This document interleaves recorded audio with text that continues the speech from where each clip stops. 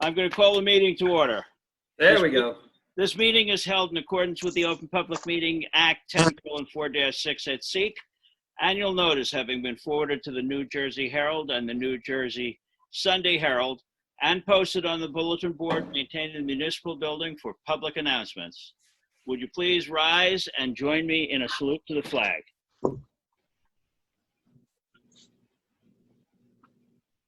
I pledge allegiance to the flag of the United States of America and to the republic for which it stands, one nation, under God, indivisible, liberty and justice for all. Danielle, would you please call the roll? Yep. Mr. Bongiovanni? Here. Mr. Duncan? Here. Mr. Gaffney? Here. Mrs. Crock? Here. Mr. Alijo? Here. Mr. Rayhill? Mr. Ray? Here. Mr. Riley? I saw him. Is he not here anymore? I guess not. Mr. Toppin? Here. Councilman Schindler? Here. Mayor Francis? Here. Mr. Gilbert? Here. Okay, minutes. The meeting of December 1st, 2020, minutes were distributed electronically. Do we have any additions or corrections? None. I'll entertain a motion for approval. Motion. Second. Mr. Duncan? Yes. Mr. Gaffney? Abstain. Mrs. Crock? Abstain. Mr. Alijo? Yes. Mr. Ray? Abstain. Abstain. Mr. Toppin? Yes. Councilman Schindler? Yes. Mayor Francis? Yes. Mr. Gilbert? Abstain. Okay, continued applications. First, we have Giovanni Chiriboga, block 50208, lot 22, 239 Squaw Trail. We have some correspondence from Mr. Chiriboga. He is asking that we not consider this at this time, that we carry this to another meeting. Do we have a motion to that effect? You want to do that with notice or without? I think without. Okay. I'll move that without. Second. Okay, what is the date we're moving it to, please? Danielle? January 19th, I believe, is the reorg meeting. Okay. So that the motion is to carry this to January 19th without notice. Do we have a second? Mr. Duncan? We had a second. Mr. Gaffney? Yes. Mr. Alijo? Yep. Mr. Ray's not here. Mr. Ray? Yes. Mr. Toppin? Yes. Councilman Schindler? Yes. Mayor Francis? Yes. Mr. Gilbert? Yes. Okay, second continued application, Scott Wood, block 31101, lot 45, 213 Maxim. The applicant would like to do a garage rehabilitation with no changes to the existing use, variances, etc. And I think we have correspondence on this one, don't we? From the Lake Hopatcong Commission? That was addressed at the last meeting. Okay, then is Mr. Wood here? Present, yes. I'm going to Okay. recuse on this, Mr. Chairman. Okay, and how about you, Rich? Yes, I'm going to recuse myself also. Okay, so Mayor Francis and Councilman Schindler have both recused themselves from this one because it is a use variance. And Mr. Wood, you were sworn in at the last meeting, I believe. Correct. So you are still under oath. Yes, understood. Uh, I'm supposed to have Bern Hefferly on and my mother and another neighbor on. I don't know if they're on yet. They're having a, the they're meeting having was a little advertised at 7:30. I just, no, they're in the process. They're having trouble signing in. Okay, is that, Bill, is that, are you on Emma Jean's iPhone? No. Billy, your mute button is on. I see somebody trying to talk, but I don't hear anything. I don't either. Bill Haggerty's he's muted.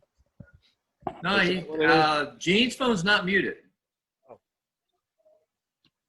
Elma Jean's iPhone is not muted. It's not. He's on. The other person that I have, they're being asked for a password when they go to the town, Hopatcong.org. There's no password on this meeting. No, I understand. I'm just telling you what they're telling me. They're in Florida. Scott, make sure they're trying the land use portal, not the mayor and council meeting Right. portal. Okay, can you give me 1 second? Let me see if I can call them and get them Sure. all on. Sure. Thank you. This is a continuation of the hearing from our last meeting. Only Class 4 members are eligible to participate, and we continue this to afford the applicant the opportunity to bring additional proofs in concerning the use variance. What they're arguing is a pre-existing non-conforming use. Only the members that have listened to the prior tape could participate. 5 affirmative votes are needed in order to approve the application. So, Right. I was not at the meeting, but I have listened to the entire tape. so you'll sign a certification. Yes. Okay. Then we would have, Danielle, then we have 6 eligible members, I believe. Is that right? Danielle, did you I'm get me? checking right now. She's checking. Okay. I finally got on. Hey, Phil, how you doing, Coach? Good, how about you? Good. Ready for 18 inches of snow? You're damn right we are. Mr. Haggerty, we should be fine. I believe there's 7. Actually, we have 7 because we have 1 second. I have Danielle on. Mr. Riley is not here. Hey, Danielle. Riley, yeah. Hey, I am so here. Bern is on the site right now. So it's hopatcong.org. Yep. And then where does he go? And he goes to where? Land If use. he's on his laptop, go to the left-hand side. You'll On see your left. land use meeting portal on the left-hand side. If you're on a cell phone, it's down at the bottom. Scroll to the bottom. Can you hear that, Bern? Yeah, I'm listening to it. Okay. All right. Thank you. Not mayor council. Not mayor council. Scott, can you hear me? Yeah. Hey, John. There we go. Hi, John. Yeah, just show them your mom. So my mom is here. She can hear you, but she can't get sound on her phone for some reason. Doris. Okay. Then, well, let's, so you have everybody who you want, you have Mr. Heffel? No, You yeah, have your he's our last link. He's our missing link. Who is that? Bern Hefferly. He's having trouble signing on as well.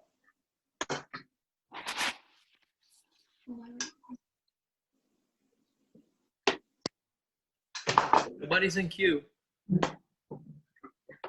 Is he in the, no one's in the queue, Ron? Nope. Hey, Scott, Yes. you can call him and put your phone on speaker, and then everybody will be able to hear him as well. Sounds good. Oh, here we go. You got him? I don't know. Scott, you might want to also talk to your mom through your phone too.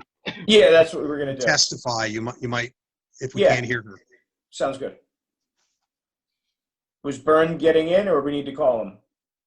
They're in now. I don't see him. I think he's on a phone. Oh, Lord knows, we got plenty of. Okay, how's that, guys? There he is. There he is. Okay. Okay. Success. Now, Vern is an attorney, so he doesn't need to be sworn in, but your mom does need to be sworn in if she's going to be providing testimony. So, Bill, you want to take care of that, please? Yes. And who would be testifying, Mr. Heffley? Who's going to testify? I think his mother's going to testify, John Deermount, and probably Scott would also. What's your mom's name? Elma Jean Wood. Alma Jean? Correct. Alma Jean, would you please raise your right hand? Do you swear the testimony you're about to give will be the truth, the whole truth, and nothing but the truth? Yes, I do. Oh, there she is. Okay. Okay, so we have Elma Jean, and we have Scott and Byrne. Is there anyone else? John Deermount. John. And is John here? Yes, sir. Ah, there he is. Bill, do you want to swear John in, please? John, please raise your right hand. Do you swear the testimony you're about to give will be the truth, the whole truth, and nothing but the truth? Yes, I do. And your full name, John? John Deermount, Jr. Okay, spell your last name. Deermount. Like it. Okay. Okay. Thank you. Scott, it's back to you now. We asked you to come back to bring testimony which would satisfy us that there are pre-existing conditions on this property. Okay. Correct. Okay, Mr. Chairman, maybe I could just jump in here real quick and sort of steer this thing a little bit, if you don't mind. Sure. Okay, so Scott asked me to come with him tonight to the board meeting. I know he appeared at the last meeting, and he wanted me to help him out here in satisfying the board in terms of its approval requirements, and that's why I'm here tonight, and I wasn't here last time around. I think the board knows that the application is basically for the internal rehabilitation of his garage structure there.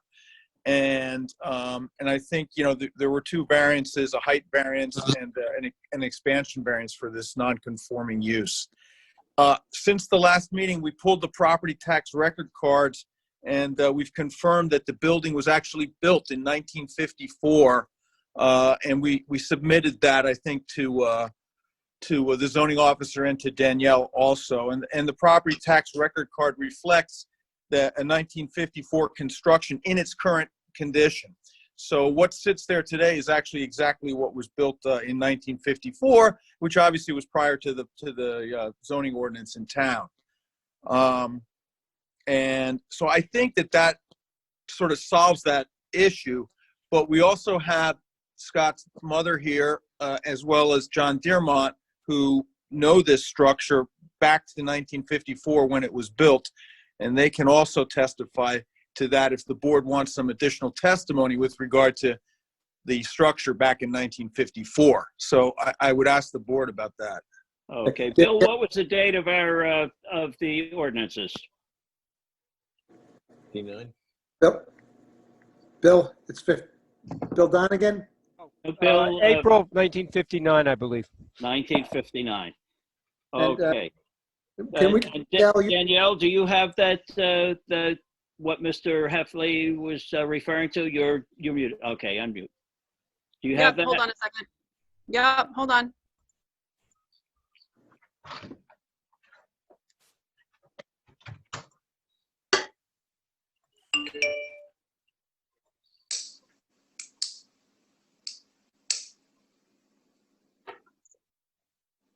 Okay. Right up here. Yep, 1954. okay, and let's mark that as Exhibit A1. Sure.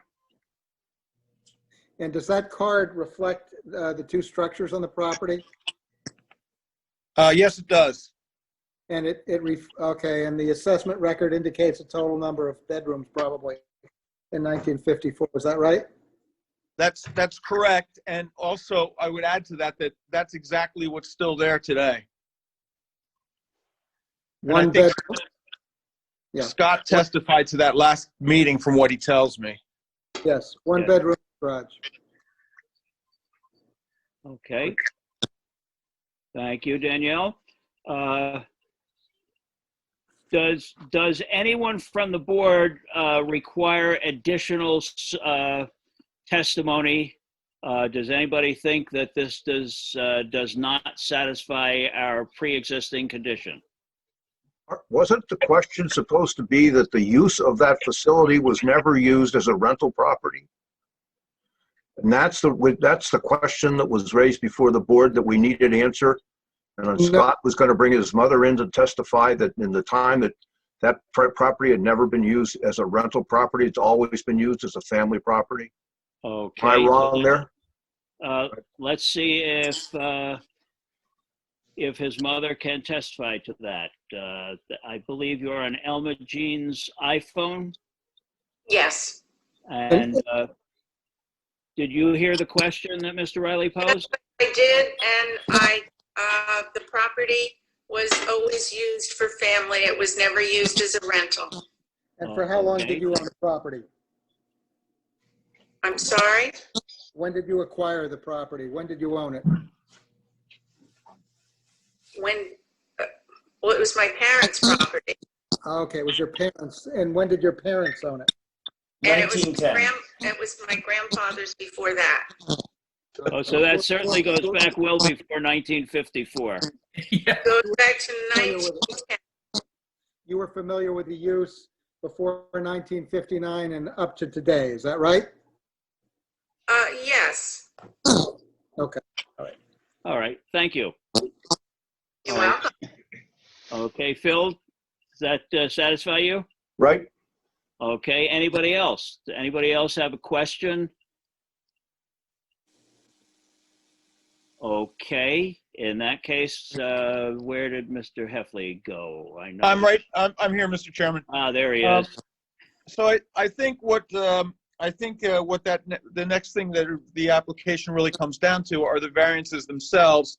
And we do have the increase in height of that garage structure by 5 feet.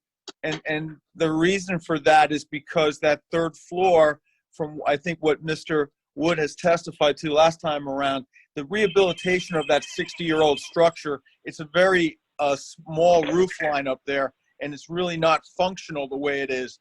And in terms of spending the money and rehabilitating that structure, because everything in there is non-functional and outdated, it only makes sense to make the structure functional and usable, and that requires that ceiling height to be increased by 5 feet. And that is that 5-foot variance, but additional height variance. But I think that the location of the building there, that additional 5 feet really doesn't have any negative impacts on any of the neighbors or the community there, just simply because it's right on the road and nobody on the other side of the street has any lake view or really had any issue with those 5 feet. They're all aware of this application. So I think that the usability of the structure goes up dramatically as a result of making that third floor more usable and rehabilitating it. And I think that variance is probably justifiable. And there's also other structures right along that roadway that have similar heights and have that same configuration of a 3-story structure. Yeah, but that might be what we have an issue with. What will the third floor be used for? So I'm gonna let Scott speak to that. But I know that it's only for his family and such. So Scott, why don't you put some testimony on in terms of your intended use of that third story, how it's used now, and what you intend to do with it later. So it's currently used as a guest house, summer, winter, all times of year. It's fully heated, air conditioned currently, and we're really just looking to continue the same use. No changes in use, no Airbnbs, no renting, no anything like that. Just strict family and friends using it as they need. Scott, are you counting the first floor as the basement as the first floor? To me, I don't really. I guess I count it as a basement, a garage, and an apartment, I guess. So how do you get to 3 floors? Because there's a basement. If you were in the basement. The basement you're counting is your first floor. Well, it's a walkout basement on the one side. Yeah. So you really only have 2 floors above the basement, right? Correct. The one floor is fully below grade. Okay. So Scott, let me so you have the lowest level is a basement storage area, right? And then Correct. you have a garage area where you store the 2 cars. Correct. Right, and then you have that area that's always been built out above that, where family has lived on weekends and as a guest house, and when you have guests over, but always for your family utilization, and you're going to continue that. You don't have any issue. You have no reason to rent it out. No, we're not looking to change any use of any other part of the building or any part of the building for that matter. Right. So some people are speaking family, and some people are speaking family and friends. And I think that needs to be cleared up. So I think, Mr. Chairman, that's a good point. I think the point here is that it's not going to be rented out to any third parties. There's no money going to be made off of this. He only intends to utilize it himself.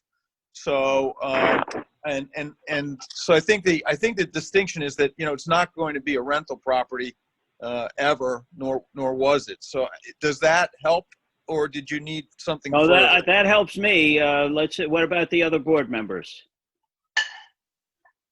I mean, right now, Again, I thought, like last week, the last time we had this, we had to vote on the non-conforming issue first before we could even talk about any of the other variances. Am I right there? Well, we can vote on the non-conforming. That's where it failed last time, was it didn't pass the non-conforming. We only got 4 votes instead of 5. No, that's true. Yeah, we can take care of that right now. And I don't think this even has to go out to the public first. Let's have a motion to certify the non-conforming use. Oh, no, open it to the public. Open to the public, okay. Then before we have the motion, I will open it to the public. Would anybody from the public like to comment on the portion that we're dealing with now, which is the pre-existing condition for the non-conforming use? And I'll wait until Mr. Tappan tells me that there's no one. I would ask again if anybody from the public hit your reaction buttons and show a hand if you want to make a comment.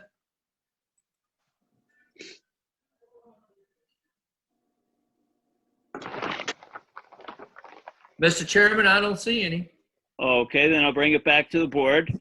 Let's have a motion then to certify the pre-existing non-conforming use of this property. Motion. I would make that motion. And the pre-existing non-conforming use is for family members and guests, not as a rental. Correct. Okay. It's a non-conforming property, period. That's it. It's pre-existing non-conforming. That's it. Conforming. That's it. That's for this approval, this part. Yes. Okay, Danielle? Mr. Bongiovanni? Yes. Mr. Duncan? Yes. Mr. Gaffney? I'm sorry, I didn't hear you. Abstain. Okay. Mrs. Crock? Same. Mr. Leggio? Yes. Mr. Ray? Yes. Mr. Riley? Yes. Mr. Tappan? Yes. Mr. Gilbert? Yes. Okay, at this point, I think Mayor Francis and Mr. Schindler can rejoin us because we are now going to be dealing with the variances that were requested. Hey, Alan. Yes? I think on the last meeting, though, we determined that part of this could fall into the right-of-way. I think the mayor and yeah, they can't. Oh, okay, then we'll No, just. they can't. Okay, then we'll just leave them off. Okay. Part of it did.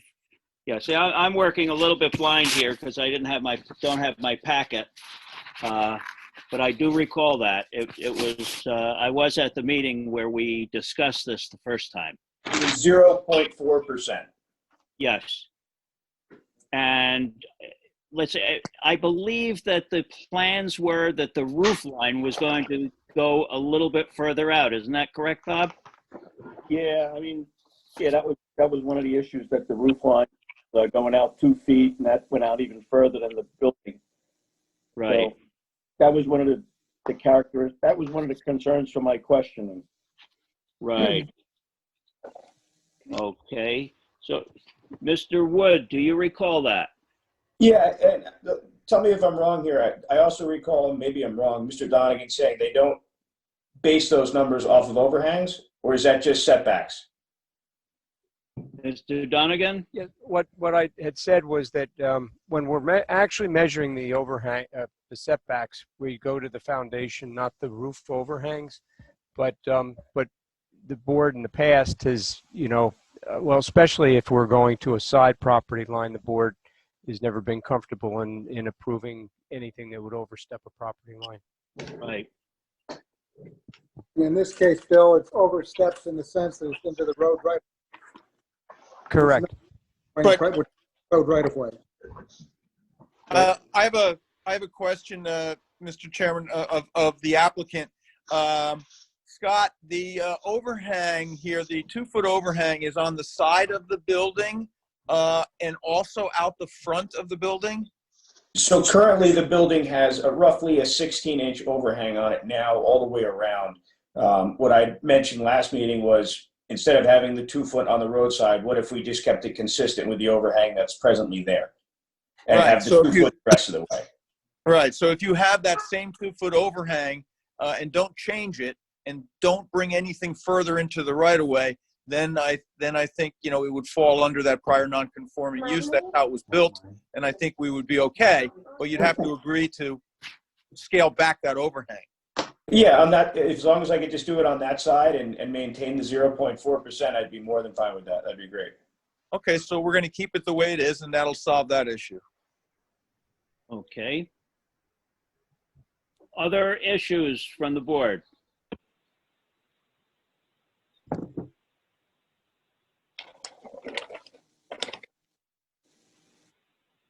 Anything else, Bob? Well, the last time I was concerned that it was a very generic spec and that the quote-unquote engineer, architect did not appear before the board. Kerry Yeager is a civil engineer, and yet he's an architect for this. And everything is generic, and what do I end up at the end of the story? And I know it goes to the building official, but, do I get does it look like this at the end, or is it, elapse into something else? And that comes down to what develops between Mr. Scott Wood and the building department at the end of the day. So that's my concern. Okay. I think, Bob, perhaps would a condition in the resolution that the, what is built is in conformance with, and cite the plans, cite the date, and that way, if there's any changes from those plans, that would necessitate the need for the applicant to go back to the board. If you stipulate, that they must be built in conformance with these plans, and they change those plans, then they're no longer in resolution compliance. If you want to add that as a condition of the resolution. That'll be done. I don't expect that Scott's going to build something that, is conducive to making the rest of the property look nice. His original statement was, I want to make it look like the house and, bring it up to date. And I think that's cool. It's a family home, and that's what they're doing. I just want to make sure it doesn't get too big, since it's a rather large structure on the front of the building, the front of the, right on the, road line. Yeah, I can assure everybody on the board here that what you're seeing there will be built exactly the way it is. The siding might change a little bit, but mere aesthetics at most. Everything will be built there to size and plan, and I'm happy to produce a more, sufficient plan if anybody needs it, for sure. And these plans are pretty detailed as far as I'm concerned. I'm just looking at the comments that are generic. Well, I mean, listen, he could draw them himself if he really. I mean, he's having an engineer draw them. I mean, I'm happy with those plans. Well, the Roberts disagree a little. All right. Okay. Well, you know what some of the plans we see, and they're nowhere near this detail. So this is way better than a lot of the plans we do see. I agree, and I also sent Scott got right back to us and got his folks on the line. Got his mom on the line. I'm pretty content that he's going to do the right thing with this property. Okay. If I may, Mr. Chairman, I just have one more Sure. housekeeping item here and comment. We did obviously get Mr. Rushke's letter of October 15th, and we did take a look at that. He had 4 comments and items that he wanted to have addressed, and we've looked at those 4 items, and we have no problem in any of those. And as a condition, obviously, of any approval, we would agree to address all 4 of those items. I can go through them individually, but they're pretty straightforward, and we would agree to do all of that. Okay, that's sufficient. Anybody else from the board? Any other comments, questions from the board? Seeing none, I will open it to the public. Would anybody at all from the public like to comment or ask any questions about this application? And again, I will wait until Mr. Tappan has had a chance to check everybody out. If anybody wants to make a comment or ask a question, please go to the bottom of your screen and raise your hand.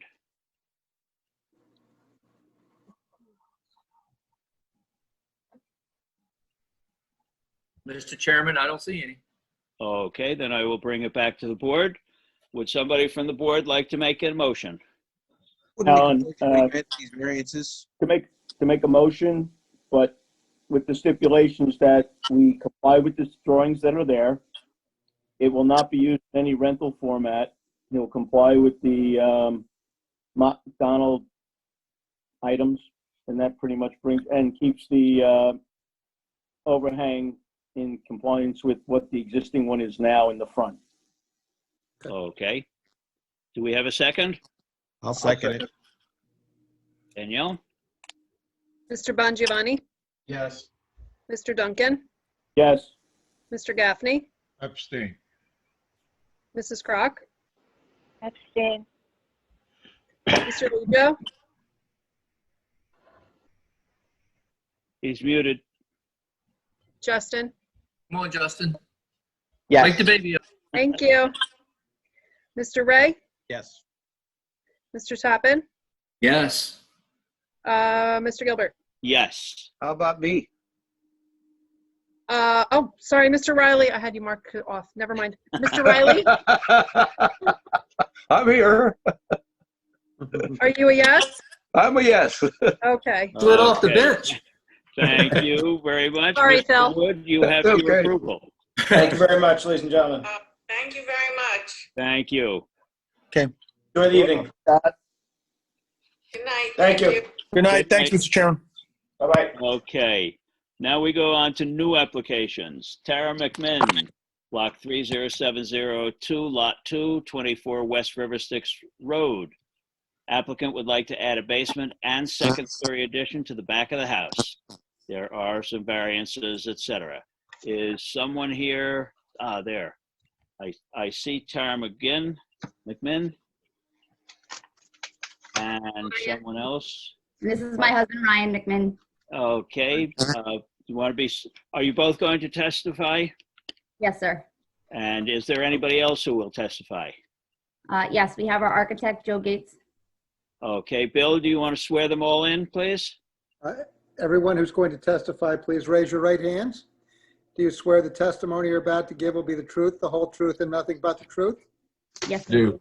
Okay, now we have Tara McGinn and we have Ryan. Ryan. Yes. Ryan, R-Y-A-N? Yes. Okay, and who was the third person? Our architect, Joe Gates. Joe Gates. Is Joe here? I am here. Okay, and Hi, Joe. okay. Hello, Joe must be on a phone, correct? I see No, he's myself on on the video. screen. He's on video? I'm on video on my screen anyway. He's on. Oh, there he is. He's on, counsel. I got it. Okay. Yeah. So who wants to testify first? I guess I'll go first. Okay, I Tara live- McMinn. Again, my name is Tara McMinn. I have lived here at 24 West River Styx Road for 11 years. I bought the house in January of '09. I moved here because I love the lake community. I moved here because it was an up and coming area, and in the 11 years, I've seen such amazing change. And I just love the neighborhood. So I felt that this is the time that we can start to expand a little bit, just to give us a little bit of elbow room and just be here for a long period of time. We really didn't want to move out of the area, and the only point for us to stay, because we're having an expanding family at the moment, is to expand a little bit. So we were hoping to have some of these changes made to our existing home so that we could stay here. Okay, questions from the board? I have a question. When you say you're going to add a basement, where's the basement? Are you digging? Do you have a basement underneath the house now? Or is the basement going to be underneath the new deck? No, so currently right now underneath the back room area where we are wanting to add some of that basement area is there's about 3.5 feet of space. The rest of the house is about 1.5 foot crawl space. So we really have no storage in the house. So we're just looking to go down that 3.5 foot area just a little bit more so that we had some outdoor storage for, you know, our kayaks and other things that we have in the, and the utilities as well is one of the things that are on the plans to move. They're currently right behind us in the middle of the house. So we wanted to have some move them down and give us a little bit more elbow room in the house. So it's really not a full basement. It's just getting us enough space so that we have a little bit of storage and to move the utilities out of the middle of the house. Okay, there'll be no bedrooms down there? No. No bathrooms down there? No, sir. So you're just clearing out dirt that's underneath the existing frame? That is correct. Okay. It doesn't show that on the, or am I missing it? As the architect doesn't show that on the drawings, or did I miss it? See it either. The basement is not really the objective of the project. If I may, if I could interject here, morning. The objective of the project is not only the master suite on the second floor, which really is the addition. If you look at the first floor plan, there is a porch that's existing, but it does have a low ceiling. It's a 7-foot ceiling. The porch has not been upgraded in a long time. And the practicality is that before they can even do any work fixing the deck, the porch needs to be reconstructed. In reconstructing that, that's where the additional 2 feet addition comes into play at the back of the house. That being said, the porch is on a crawl space. It's on a stone foundation, and it is not necessarily a weatherproof type stone foundation. So the idea of reconstructing that as a crawl space is really more of a byproduct of the project itself.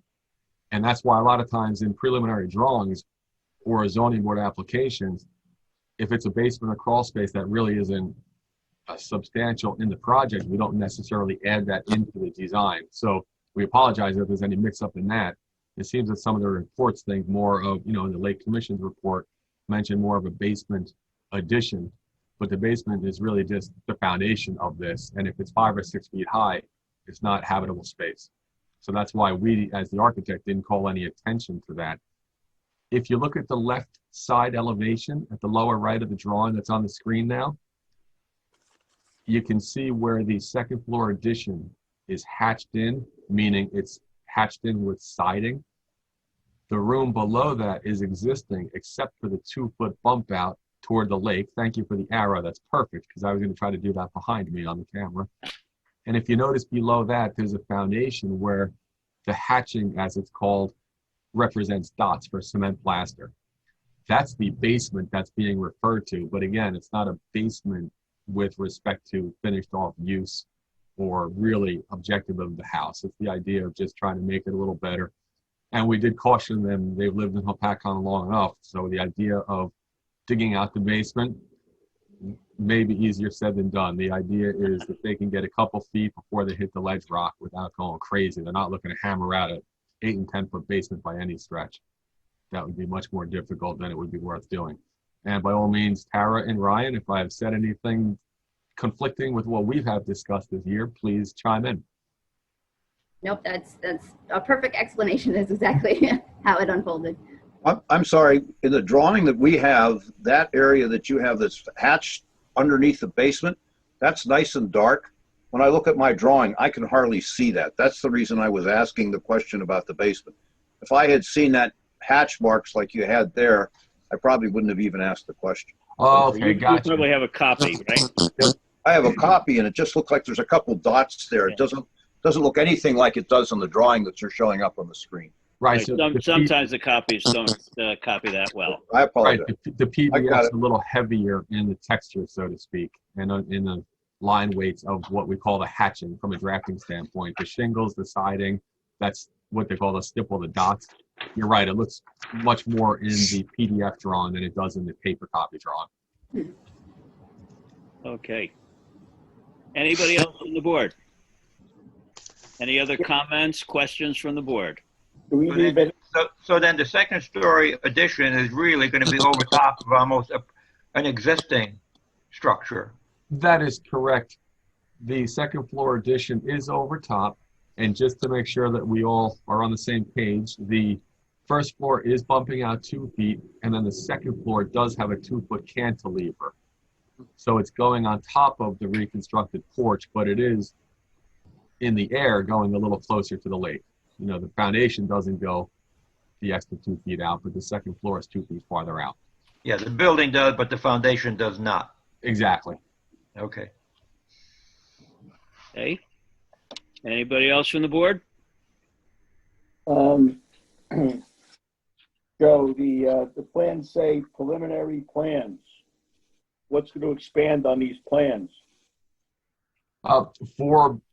For zoning board and planning board applications, typically preliminary plans indicates the design drawings of the size, shape, scope of the project with generic information about new walls to be removed, as opposed to construction documents, where the construction documents would be for the building permits for Bill O'Connor's office, where that would have specific information about the wall construction, electrical information, plumbing, insulation, all the technical information for building permits. So that's why these are considered preliminary plans. But will not expand. It will not expand larger than any footprint or dimensions that you see in these drawings here. So these are final design drawings, but in an architectural standpoint, they're considered preliminary plans because they're not for building permits. These would be suitable for for zoning board submissions, the same way we have, for the last 27 years that I've been doing this. That makes sense. Yep. Mr. Gates, just point of order. You're a licensed architect in the state of New Jersey. That is correct. I received my license in 1992. And you're currently licensed? That is correct. I'm currently licensed. And you've testified many times before this board, isn't that correct? That is correct. Okay, thank you. Thanks, Bill. Are you on sewers up there? Yes. Yes, we are on. And potable water? No, we're on well water.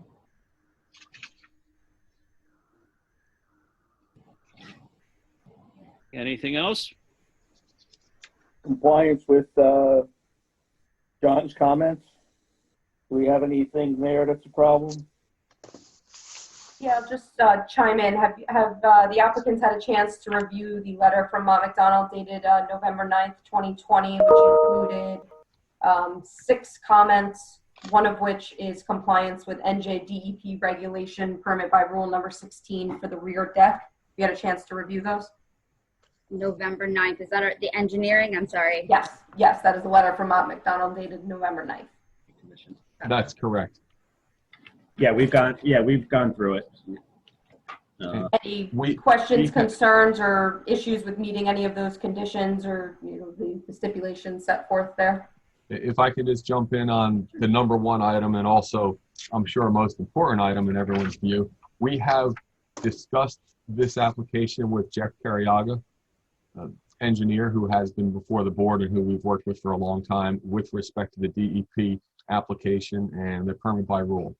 And unfortunately, we could not get him in time to do the formal permit by rule submission, but we have consulted with him. We are going to have him on board to process accordingly what needs to be done for the DEP. And he does believe that this application does qualify for the permit by rule. So by all means, should there be any condition of approval or any conditions of the variances, that will certainly be addressed adequately for DEP requirements as well as for Mr. Rushke. Okay. Samantha, anything else? Just one question, because it was brought up by the board member. You did say that the subject property is on a well. Could you describe where that well is located in relation to where this addition is and where the additional excavation is going to take place? So the well is actually, so the front of our house, towards the road is right. It's probably about 10, 15 feet from our driveway, which is on the roadside. The addition is going on the opposite side of, nowhere near our well. It's on the opposite side on the other side of the house. Excellent. Thank you for that clarification. Appreciate it. Don't you ask for them to put onto the survey exactly where the well is? Didn't Mr. Rush? That is one of the questions, and that could be provided, when you submit the building permits to indicate where on the plans that the well is. Additionally, you do show that the new deck off the back is going to have some lattice and then storage area underneath that. I think you described earlier storage of kayaks and similar. Yeah, currently we have some lattice that's up there, and we do store a couple things underneath the deck. Such as we used to do our kayaks until we got a kayak rack, and just some other, like our outdoor chairs and things like that go under the deck. That's going to be still just used for that purpose. Excellent. Thank you very much. I have no further questions. If the board has any questions. And if I could just confirm those 5 items in the report. The first item we discussed for the DEP, and the 4th item that Tara just mentioned for the outdoor storage. The other 3 items, numbers 2, 3, well, there's a total of 4 items, but 2, 3, 4, and 6, we will add the well to the plot plan, should that be necessary, as well as the deck footings. We'll locate those on the plans. There is no proposed landscaping. And then the last item is with respect to soil erosion and sediment control. And certainly we have no objection to putting silt fence and making sure that there's no erosion down toward the lake.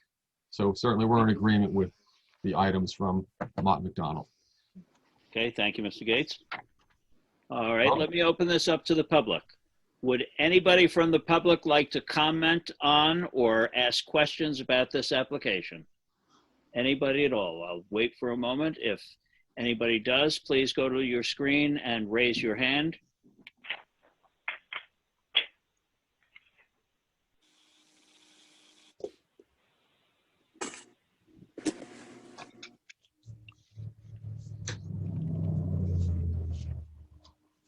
Mr. Tappan?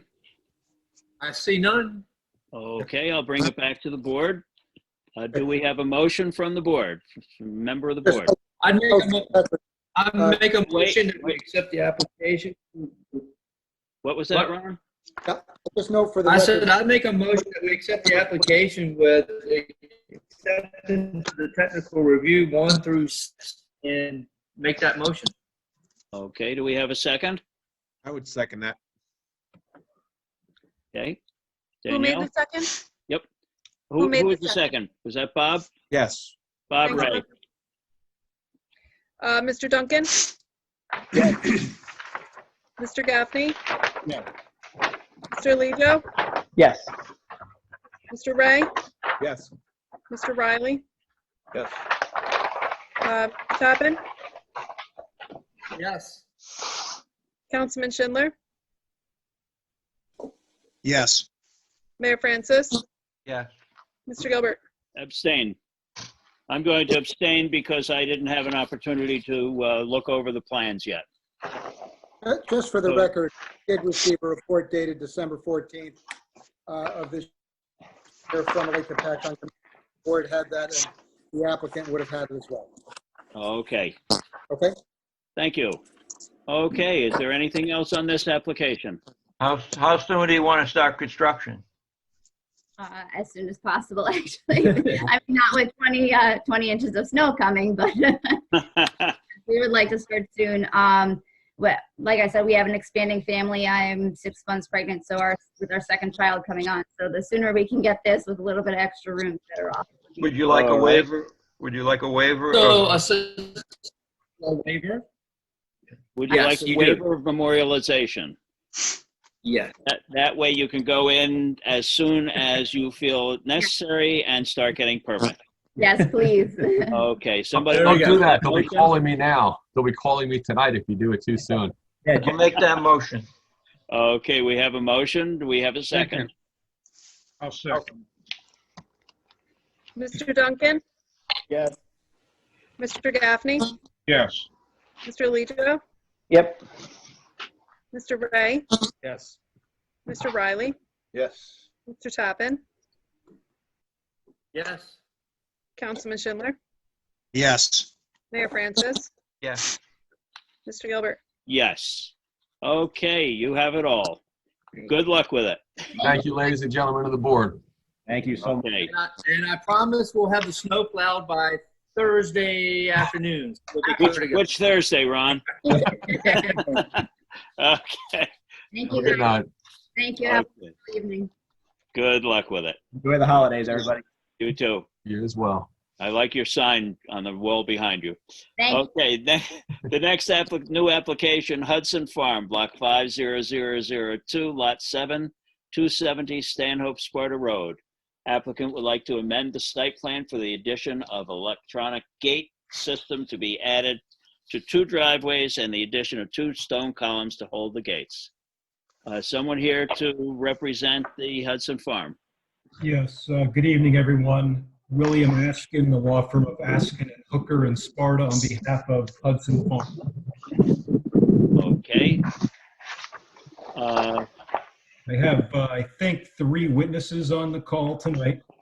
I have from our engineering firm, Chris Nusser should be on the call. Chris, are you here? Yep, I'm right here. And from Hudson Farm, I have 2 potential witnesses. We'll see how things go, but I believe General Manager Steve Palamish is on the call, and John Wonder. Steve and John are here, I think. John? Yeah, I'm here. Okay. So we're ready to proceed, Mr. Chairman. All right, why don't we get these, everybody sworn in case they do have to testify. Bill, you want to take care of that? Yes, please. Please raise your right hand. Right hands. Do you swear the testimony you're about to give will be the truth, the whole truth, and nothing but the truth? I do. Okay. We have Chris Nusser as your engineer. Mr. Nusser, are you currently licensed as an engineer in the state of New Jersey? I am. And did you participate in the preparation of these plans? Yes. Okay, we also have John Wonderlick. Yes, I'm here. And Steve, what was Steve's last name? Polanish.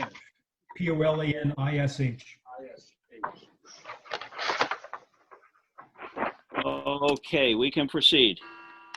All right. Thank you, Mr. Chairman and members of the board. This is my client's application to amend the previous site plan for the addition of electronic gate system. Those are gates that my client would like to install at the 2 entrances off of the farm. General and basic reason for these gates is their safety and security. Operational-wise, my clients will testify that, especially at night, or sometimes people get lost or drive up into Hudson Farm uninvited, and they would like to have that safety and security system at the entranceways off of the public road, off Stanhope Road. We have submitted site plans. We've received Mr. Rushke's report with, I think, 3 comments. I can confirm that in a few minutes. But I think I'd like to start by having Mr. Nusser as the details of the site plan, and then we can open up to the board for questions or any operational questions or issues with respect to the use and operation of the system. So, Chris, are you ready to proceed? Yes, absolutely. Okay, so Chris, take it away and just kind of describe the location and the functionality of the gate systems and the design. Sure. I'm going to share my screen. Great. And what you have in front of you is just the plans that were submitted to the board. And they are dated October 2nd, 2020, prepared by my office. Okay, should we notice this as exhibits, Bill? They're part of the application. I don't think they need to be marked. Mr. Haggerty? Danielle's shaking her head too, I think. Okay. They don't need to be marked. Yeah. All right, go ahead. So here we have, well, we can start here, the overall property, which I'm sure most of you are familiar with. The location of the project is located on the western side of the property, right at the entrance. Going into the overall site plan here, again, this box is indicating the location of the proposed gates, just for the understanding of where this is going. So there are two existing entrances to the site. Going to sheet 3, there's two existing entrances to the site off of Stanhope Sparta Road. The northerly one, there are two existing stone pillars that are there that will remain, and the gate would be mounted to it. The gate is, there's a detail here of the gate. It would be a sliding gate as opposed to a swing gate, just based on its size and making sure that there's appropriate accessibility. It would be, again, a sliding gate, so it would roll. On the southern entrance, there would be new stone columns which would match the appearance of the existing ones on the northern entrance, and that is located further from the road, where the existing stone columns are, fairly close to the right-of-way. The new one, which is the principal entrance into the site, the main access point, those are located further back. Those columns being further back afford larger vehicles, if they come in and the gates are closed, an area to queue behind or in front of the gate before the gate opens. So if you were to have a larger emergency vehicle or some form of larger delivery truck, they'd have easy access into the site without being stuck out on Stanhope Sparta Road. Realistically, that is all that we are here asking for as part of this approval this evening. With the second gate that you were talking about, is that also a sliding rather than a swing gate? Yes, both gates would be identical.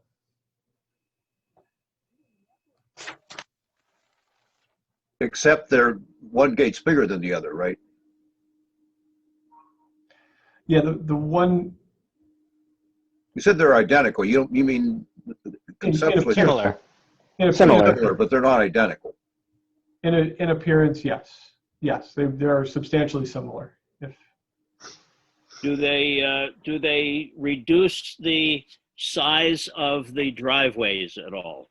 No, they do not. When open, the driveway will be the same size as current. Yes. Yeah, there would be no impact to the width of the driveway. Looks like one is 20 feet wide and the other one is 17.6 wide. Is that correct? Yes. Yeah, so the southern one here is 20 feet wide. The northern one, it's 17.6. And again, that's because the columns exist today and we're just reusing, we're mounting the gate to those existing columns. Okay. Go ahead, Bob. Does the gate slide to one side or both leaves, one to the left, one to the right? Doesn't tell me too much. I'm not exactly sure. I think John may be better to answer that question. Yeah, John, you're sworn in. Can you answer that question? John Wunderlich? You might be on mute. Yes, everything goes to the one side. Goes to the one side. Okay. How long would it take to open a gate the larger one then? 15, 20 seconds. Is that all balanced off the column, or is there subsequently other framework or fence work to the left or right, whichever way it opens? There's a gate bracket behind the column, and then there's a cantilever off the side of the gate, so it just bounces on that as it closes and opens. Okay, and the other column that's existing is satisfactory to hold that up?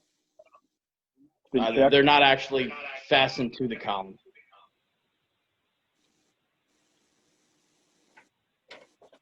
Okay, so there's a I would assume then a good structure underneath that, right? It all hangs off of a post.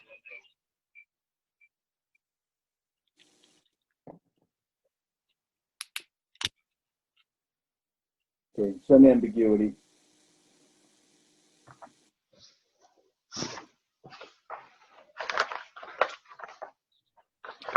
Okay, do we have any other questions or comments from board members? Well, let me understand this application so we're all clear. This is an application for an amendment on a site plan, correct? That's correct, Mr. Mayor. So that's what we need to address. Correct. We originally just submitted for permits, and the zoning officer asked us to bring the application here for an amendment to the site plan. So really the issue is the site plan amendment, so we make sure it's accurate, not the construction details as such. That's correct.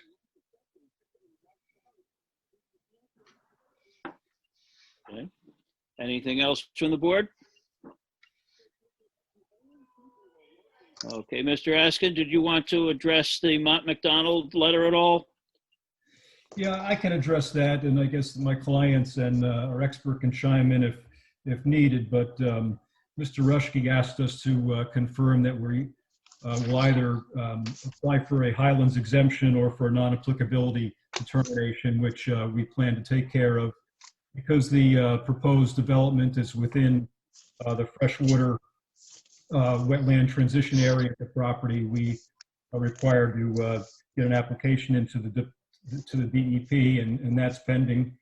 And then the final note just had to do with fire and safety, to have the emergency services take a look at the project and confirm that it will not impact the accessibility for emergency vehicles. So that's all in the works, and we accept all those conditions from Mr. Rushke's letter. Okay. We got a good sized fire truck, take care of that gate.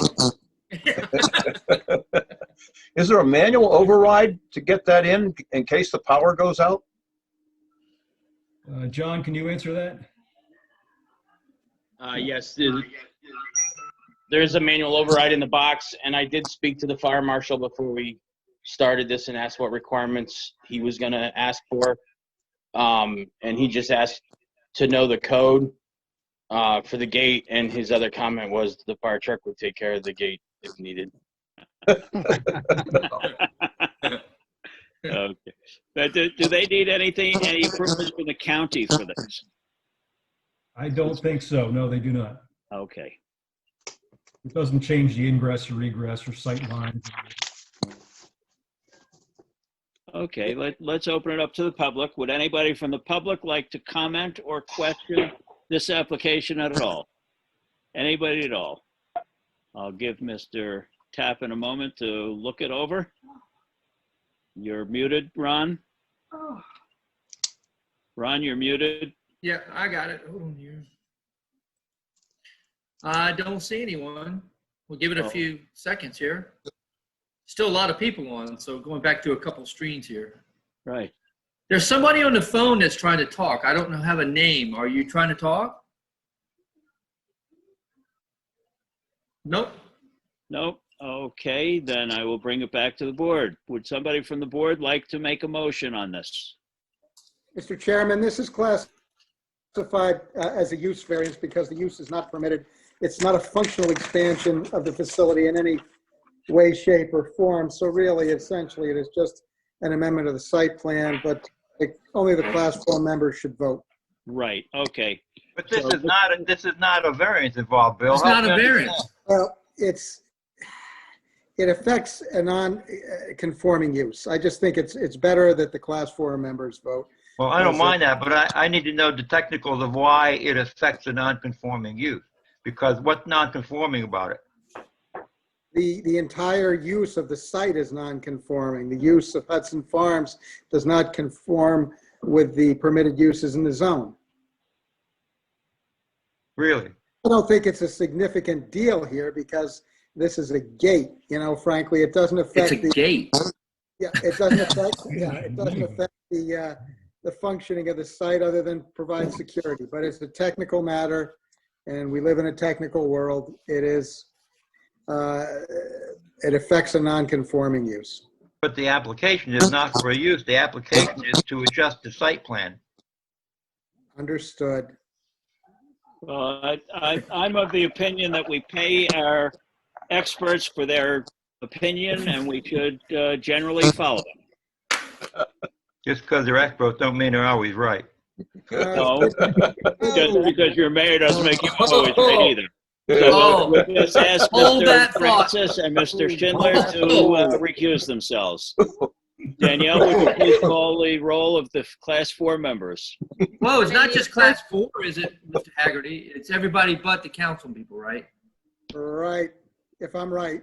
I didn't know if I could vote or not. Jesus God, you got me all confused. Oh, gosh. I need a first and a second before I can do roll. Motion. The motion. I'll second. Mr. Bongiovanni, Yes.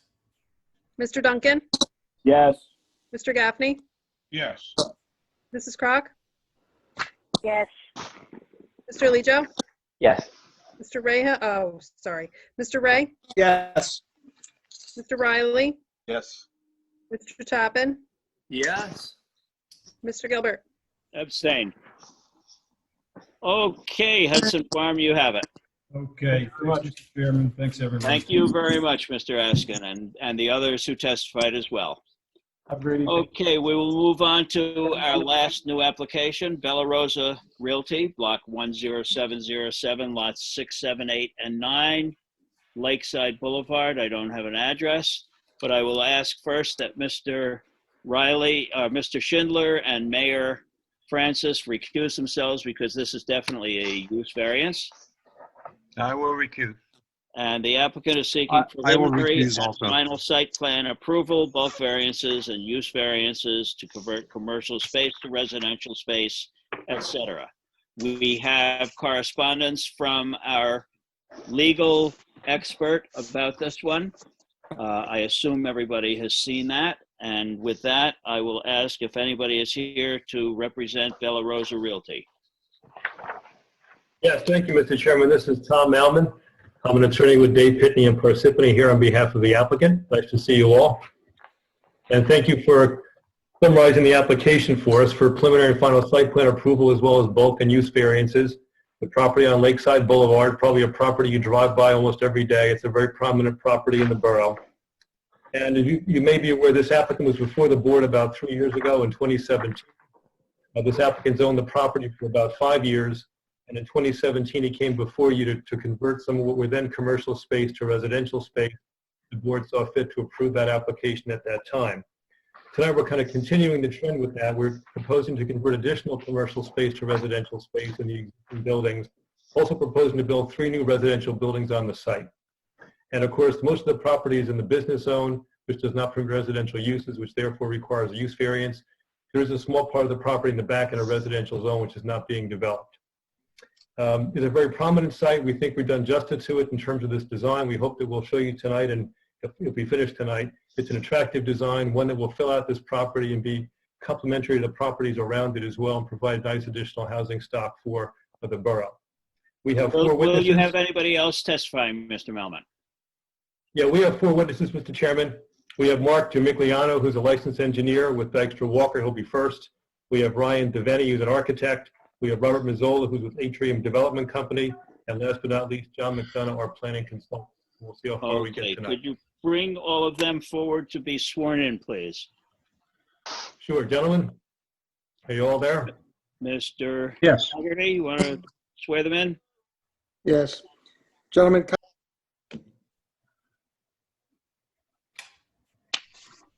Oh, can't hear. What happened here? Where'd you go, counsel?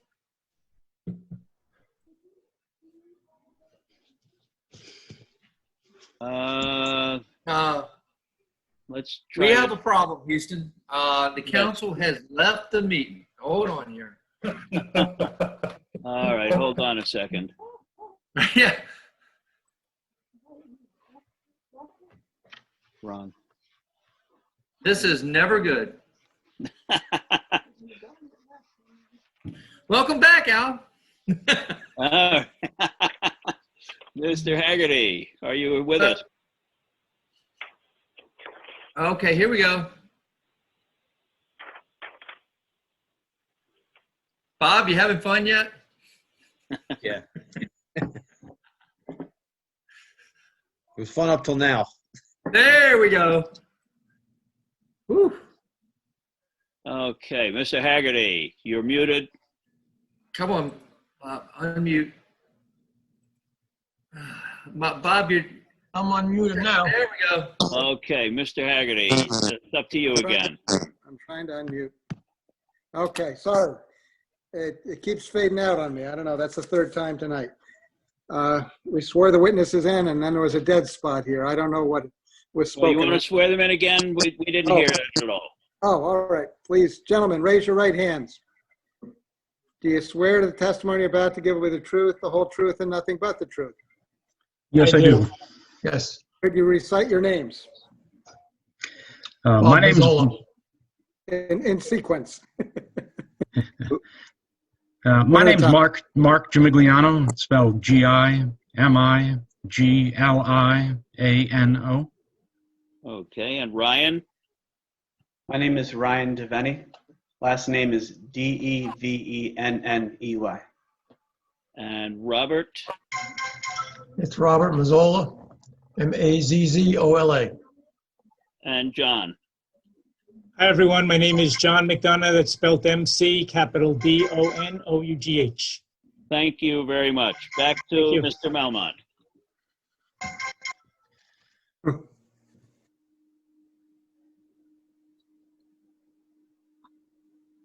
Mr. Melmont?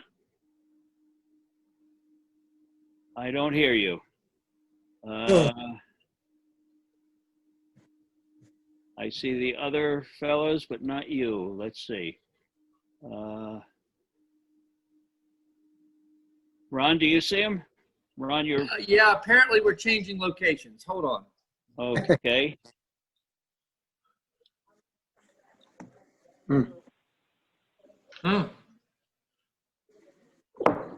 Okay.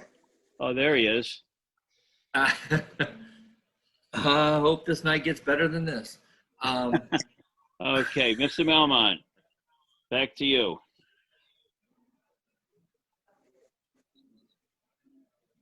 Mr. Melmont, you're muted.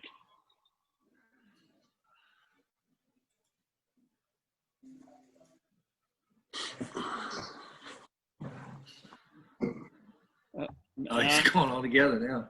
Yeah. Oh, it's muted. Another video. Up. It's unmuted. No. Up. Again. Can you hear me? Yes. Ah. Talk fast. My screen froze. I'm not sure what happened. So. All right. Witnesses have been sworn. We also have Mr. Blaney here, who's the applicant. I'm not sure if he'll testify or not, but if need be, we can swear him later on. But he is here and he's on the screen. Yep. So I'll call Mark Gimigliano first, who's our licensed engineer. Okay. Hello, everyone. Hello, you are a licensed engineer, sir? Licensed in the state of New Jersey? Yes, I am. Okay, go ahead. Thank you. Can we get the exhibit on the screen possibly? Maybe start off with the overall exhibit. I don't know, Mark, if you have them, or if Danielle, you have them. Yeah, I can do that. Okay. There we go. Perfect. All right, so why don't you start with the easy stuff? Tell us where we are in the borough, what's on the property today, what's around it, and then we'll move into what's being proposed. Okay, well, just to start off, I brought a couple exhibits here tonight that I'll use to walk you through my testimony. The first one up on the screen is called Aerial Exhibit. It's dated 12/15/20, and it's an aerial image of the property and the surrounding areas. It shows our property based on the existing conditions plan that's included on our plan set, and it's been colorized to show the existing buildings in orange or orangish beige color, the pavement in gray, the lawn areas are in green, and the wooded areas are in dark green. Okay, let's mark this as A1. Yes. Now, the property is located on the east side of Lakeside Boulevard in town. Lakeside Boulevard is the road running up and down through the center of the screen. It's located to the east side of Lakeside between Edsel Road and Ryerson Road. Ryerson Road's to the north, Edsel Road's to the south. Property, and I'll zoom in here if I can. Property is currently developed with 3 buildings. They're numbered as Building 31 here at the bottom, Building 33 at the center, and Building 35 at the top. They contain a mixture of residential, retail, office uses, and there's a paved parking area here in the front, which has 6 parking spaces, and a larger paved parking area in the back, which has 26 parking spaces and access onto Ryerson Road. There are walkways in between the buildings. They're shown in white, and there's an enclosed dumpster and recycling area next to the pavement in the back. The south side of the property and the east side of the property are undeveloped and wooded. There's an area of freshwater wetlands on the southeast corner of the property. That's right in this area here. We have a letter of interpretation from the New Jersey Department of Environmental Protection for those wetlands. They've been classified as intermediate resource value and have a 50-foot transition area. The property is split zoned, as Tom mentioned. The dashed white line represents the zone limit. The front of the property where the buildings are located and all the developments located is in the B2 business zone. And the back corner of the property, the southeast corner of the property, is in the R1 residential zone. The other development in the area, north and south along Lakeside Boulevard, is a mixture of residential, retail, and other commercial uses similar to what's on the property. And to the east are all residential properties in the R1 zone, and most of them are developed with single-family homes. There's water, sewer, and electric utilities in the right-of-way adjoining the property, and those utilities will be extended onto the property for the new development on site. Great, thank you. Just one thing I noted, where it says B2 zone, just beyond Ryerson Road, it doesn't show the current building that's on that site. Is that correct, a residential building? Yeah, that's correct. This must be a little older aerial image, but there's a group home that was recently constructed at that property on the corner right next to us. Can you just point to that so we're all clear what you're talking about? Sure, it's right in this area right here where it says B2 zone. Terrific. All right, why don't we go to the next exhibit and let's talk about what's being proposed. Okay, and then A2. A2 would be great, thank you. Yeah, and this is called Site Plan Exhibit. It's a colorized version of our site layout plan from the plan set that was submitted to support the application.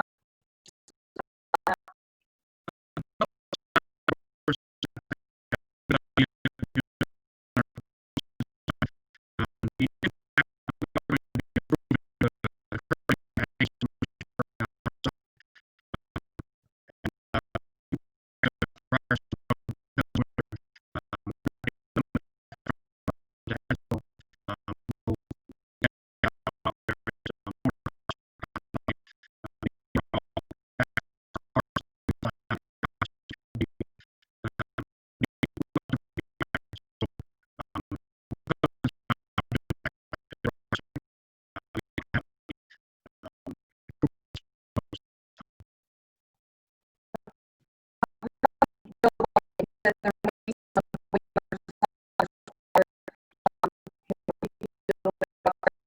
on that.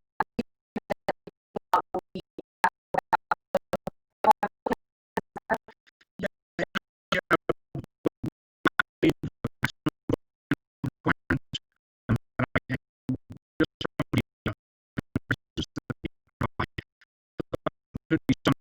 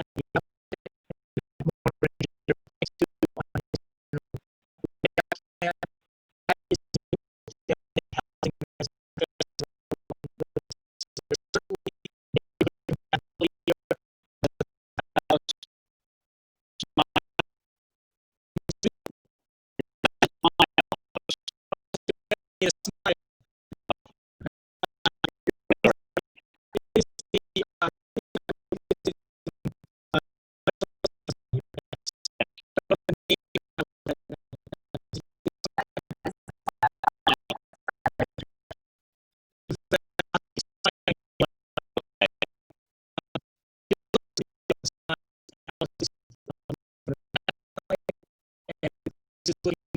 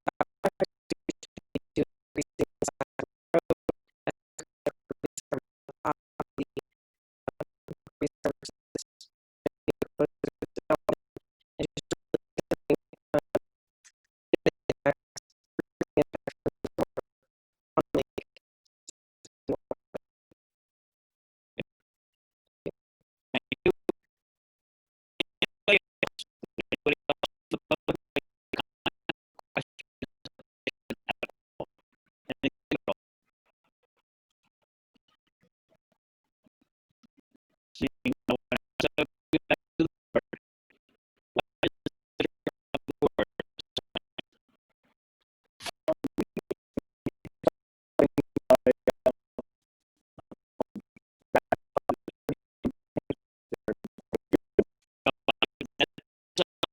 So, I mean, we could go ahead and, we could, sorry, for the,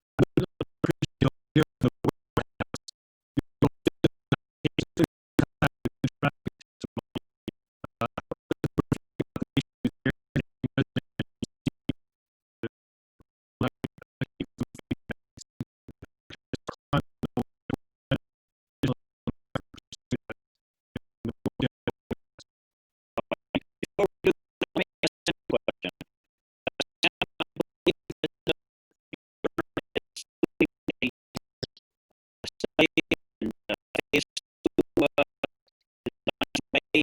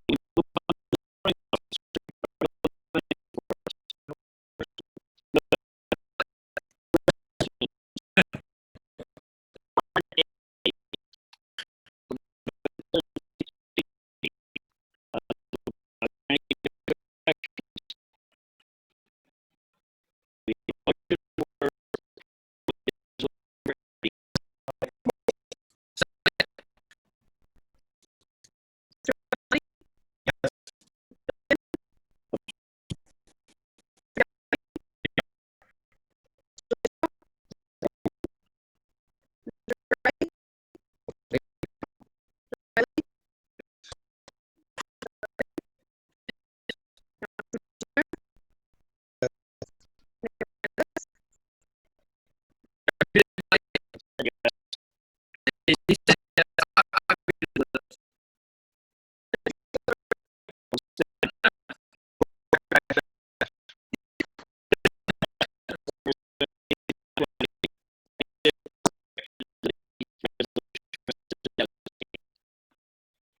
there a motion